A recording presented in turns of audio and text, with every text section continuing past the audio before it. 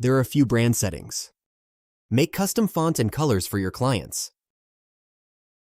You can highlight multiple speakers with different colors. If you know in advance how many speakers you'll have, I recommend setting the exact amount. But if not, you can leave it to auto. Call to action is added to the end, and you can preview the call to actions right here.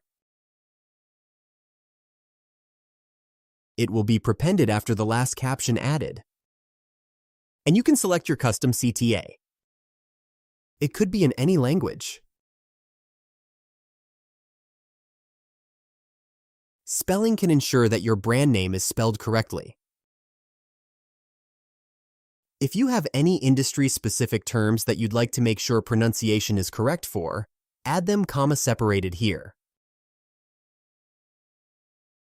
You can also type here what to find and replace with if you'd like some spelling that the automatic spelling doesn't detect.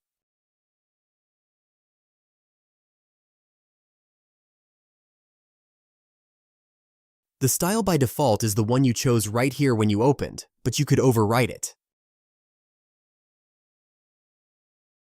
I recommend keeping it default, but if you'd like to overwrite it and save it as a preset, if you have multiple clients, you could do that.